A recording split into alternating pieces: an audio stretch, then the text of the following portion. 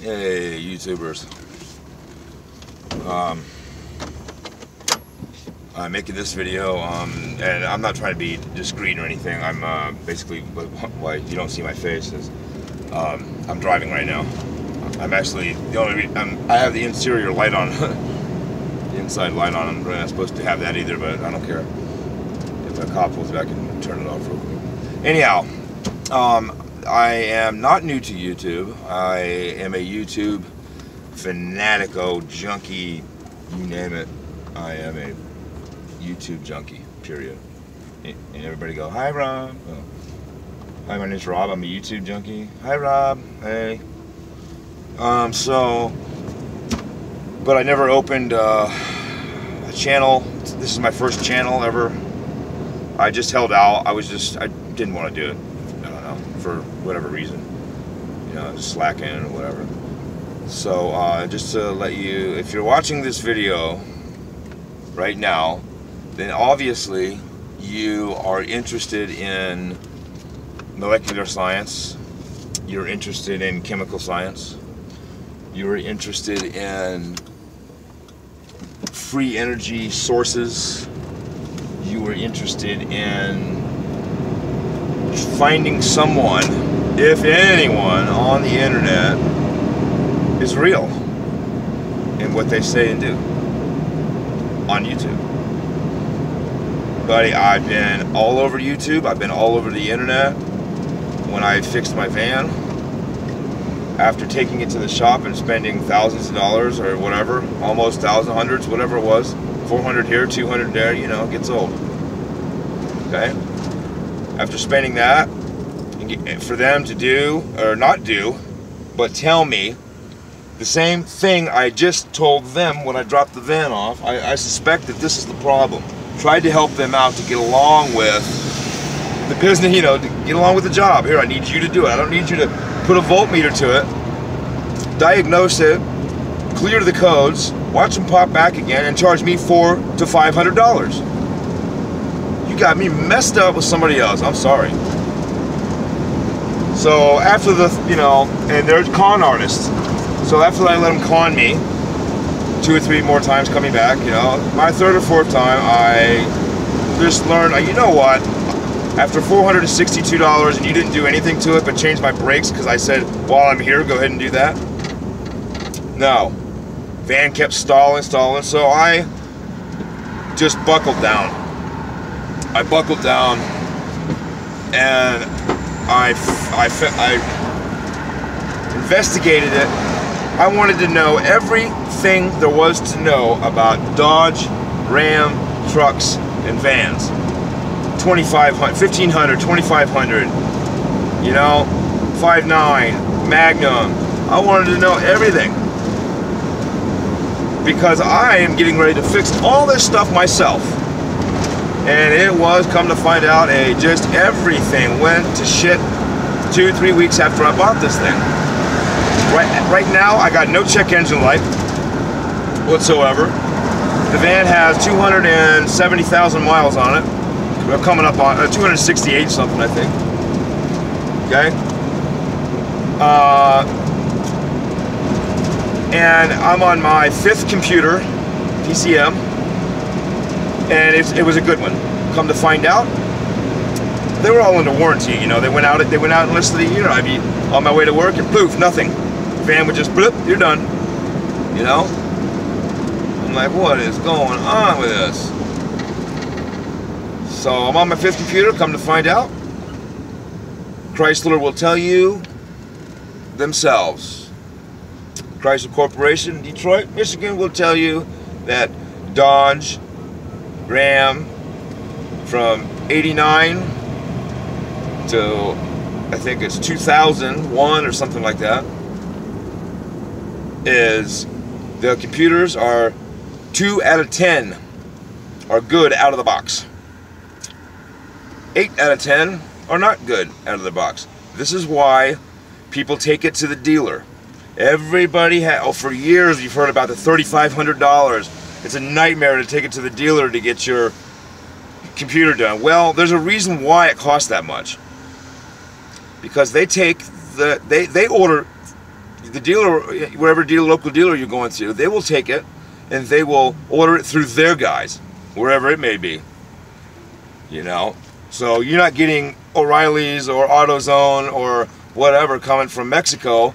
Yeah, it might be assembled there. I mean, don't get me wrong, I'm not talking anything about Mexicans, okay? So don't even think about them anywhere near, because we'll get into that too. About racism and all that. I'm good, but I just think that they're getting cheap parts somewhere, and it is 2 out of 10 or good out of the box, and I'm just bad with it. So anyhow, the dealer will get their part through their source, and your van might sit there, trucker van might sit there for you know, a few days. What they do is they look at the mileage, they look at wear and tear on certain things. They do like a 20-point test. They do a pin test on there, and they calibrate. They put this computer on your PCM on a certain special program on the computer that calibrates that brain box to your van specifically with the mileage, the wear, whatever, you know, torque wear and tear, wire wear and tear, whatever it is, you know, bored out, whatever bore you got, whatever's going on in your engine, cylinder-wise, cylinder count, whatever. They go by that. So you see, can you see the difference? Would you want somebody? Yeah, it is overpriced. I think it maybe should be $1,500. And the reason I say that is because I've done the work, but I haven't done that kind of work. I put my own in, and I got lucky with the 5th one out of, okay. So it's 1 out of 5, 2 out of 10. Basically, so that fixed a lot of my issues with this van, and it was wiring. So it cost me all this money to find out that it's one of the wires for the idle air control was bad. I tore it out, put all new wires in. Went to Home Depot or Walmart, wherever it was, and got me some 14-gauge wire, and I ran it myself. People, do it yourself. Do it yourself. We got internet. We got everything we need. Do it yourself.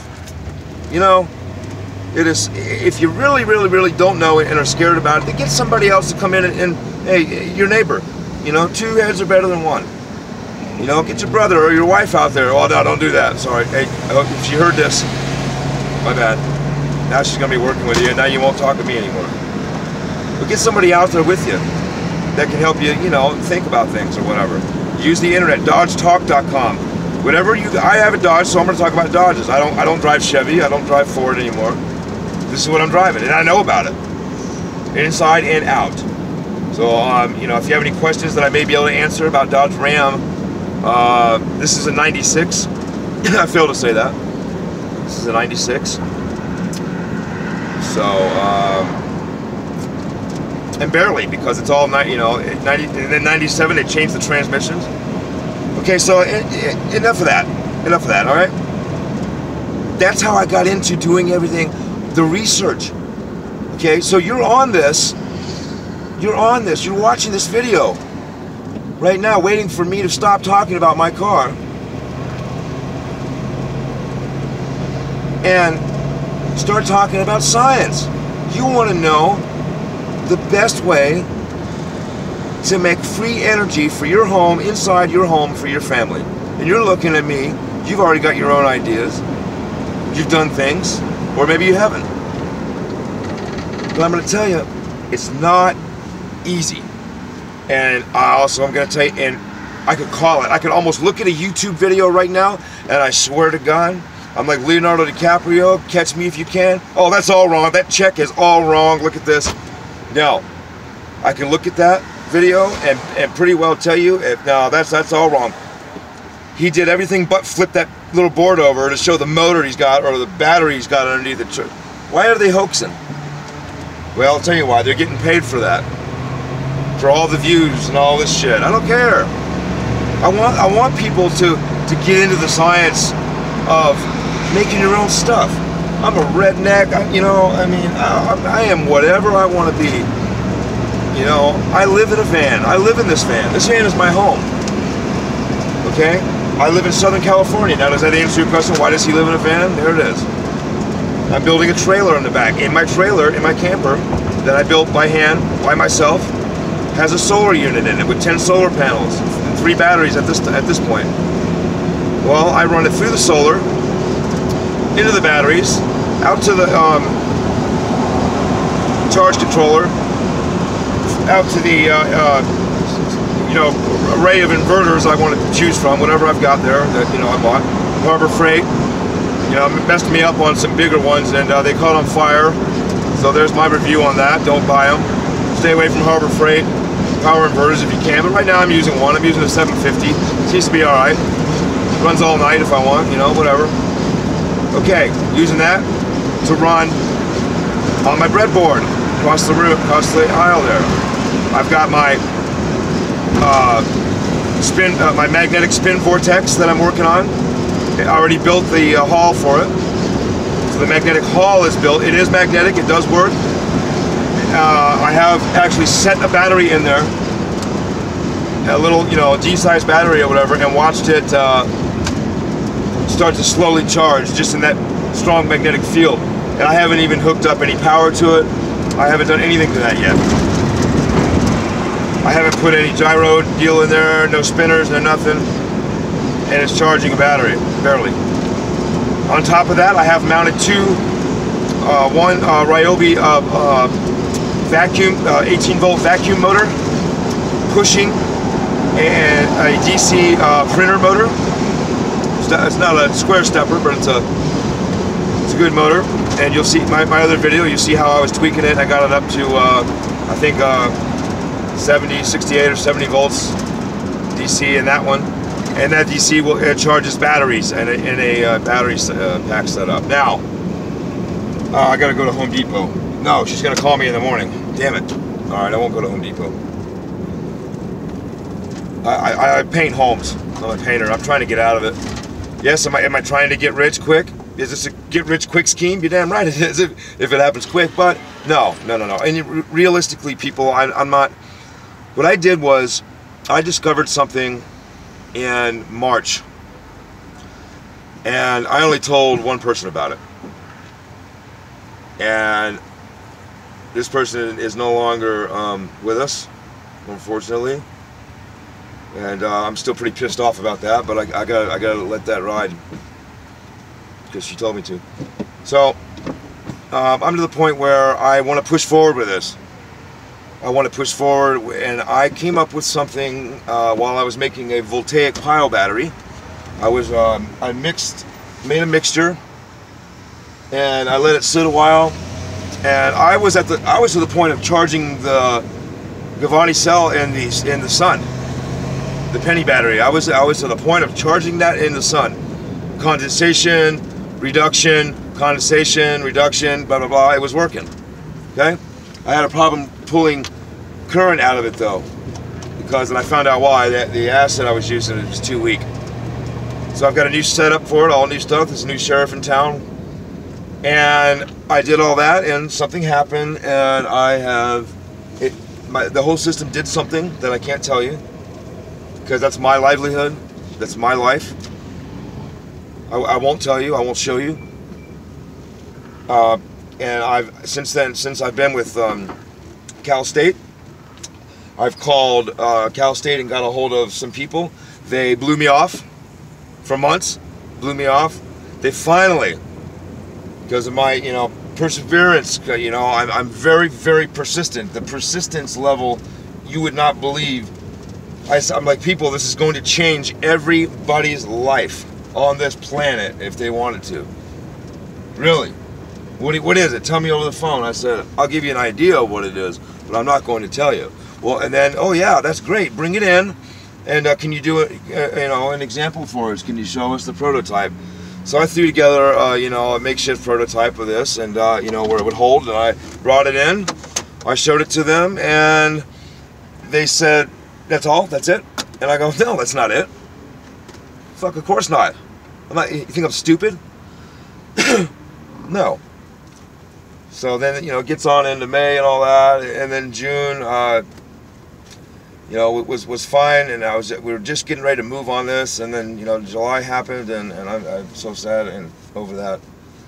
It destroyed me for about 3 months, and I mean, for life, really, but you know, in order to actually gain my sanity and get back into what I want to do, and what I've discovered is not going to happen if I'm sitting around depressed all the time. So that's a little about me, okay? Nothing in detail, just off the top, straight up. I'm not a fake, I'm not a joke. What I do is real. And if you see me do something wrong, post a comment, let me know. I'm willing to, I'm always open for suggestions for anything, you know, constructive criticism, I said. You know, no cuss words, no nothing like that, but yeah, feel free, you know, you're my friend. If you're watching this, then we're friends.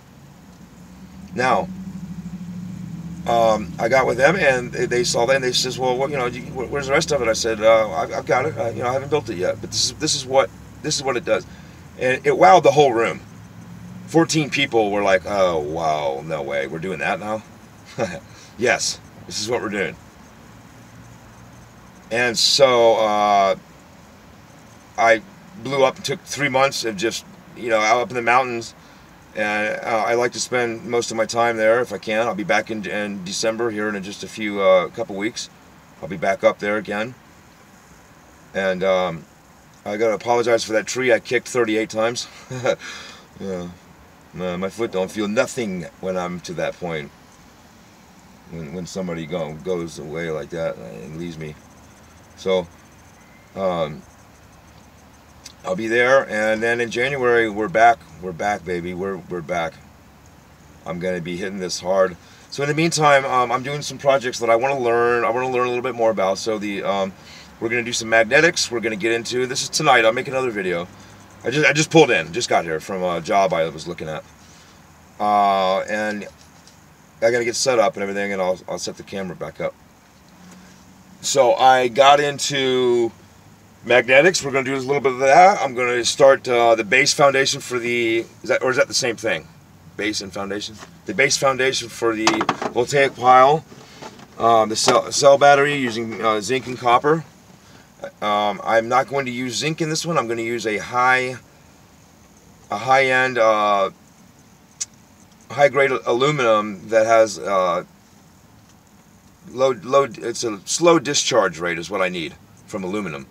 So I took it out of a computer. The sheets that it was built there, you know, the walls of the computer, the shell of the tower was all aluminum, and I took that whole baby down. I took everything. I got all of it in case I need it.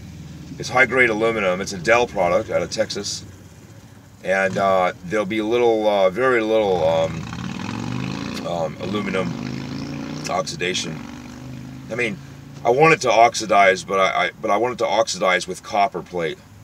So that'll be great. If it tinges in my first mix, then we're onto something there, and then I can strengthen my mix and move on, or toggle it, you know, back and forth. So that's what we'll be doing tonight. I'll be sitting, getting set up for that. That I'll show you, you know, how we're doing it. I use a special electrolyte. I will show you that I'm doing it, but I'm not going to show you exactly the measurement that I use. It's kind of my own thing.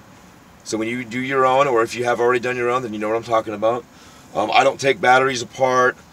But I've got some Ds that I'm going to be taking apart for the carbon rods. So I'll be using the carbon rod probably in this new setup. That's going to help, you know, neutralize.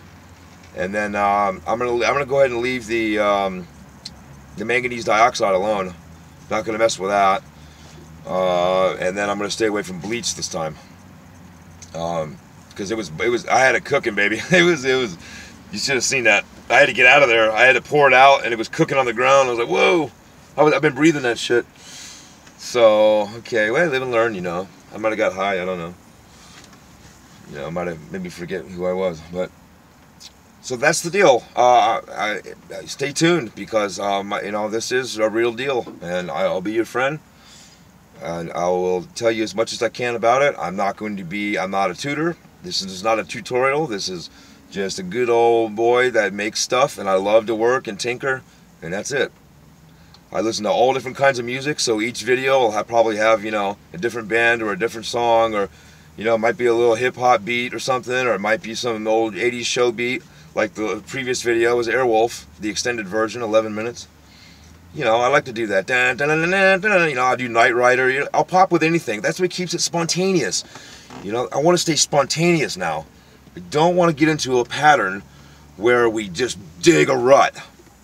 You know, you feel like you're in the rut, you get your butt out of there. You come over here, you give me some ideas, and we'll work together.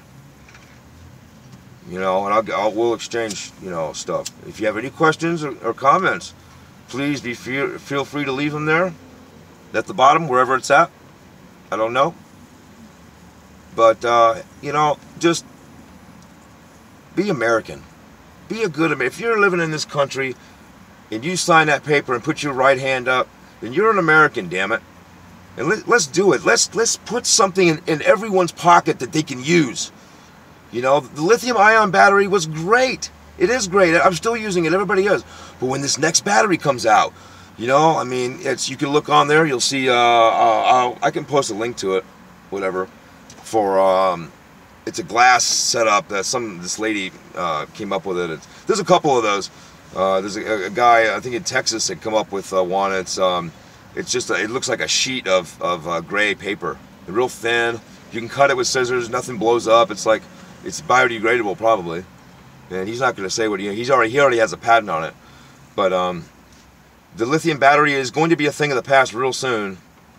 And what's the news? Oh, the battery, Tesla Corporation is their next battery for, I think, I can't quote the year or nothing, but in the years to come, next few years, they're going to have a battery about the size, a little bit longer than a AA, but just as round to run their cars. It'll be like holding this, you know, big lighter in your hand, you know, like that. That's going to power the car. That, my friends, is technology. That's hours of work. I've never stepped foot in a college classroom. I did not graduate high school. But if you look, most people didn't. That have these ideas. I'm not naturally gifted, or I would have been doing this shit when I was young, and I'd be a physics professor right now or something, or close to it. So I'm not going to tell you I was born this way, I'm smart. No. I have an idea, and I know exactly how I want to do it, and that's how it's going to get done. And if I do produce anything in the future, actual, you know, mass production or semi-mass production, I want eventually all of my nuts, bolts, springs, whatever, to be made right here in the United States, be assembled right here in the United States by Americans. Okay? And I don't mean white people either. I'm talking American soil, American made, out of the ground from America. I want my products made from Pittsburgh steel, damn it, just like my van is. You don't get this no more. You know, made in Chicago. Come on, what happened to that? Pep Boys Automotive Store. They have the best radiator hoses and hoses for your engine. And it's made in USA, made in Chicago, baby. So let's rock out. Have a good night. I'm going to get going back here. Maybe grab a bite to eat and I'll get started. Later.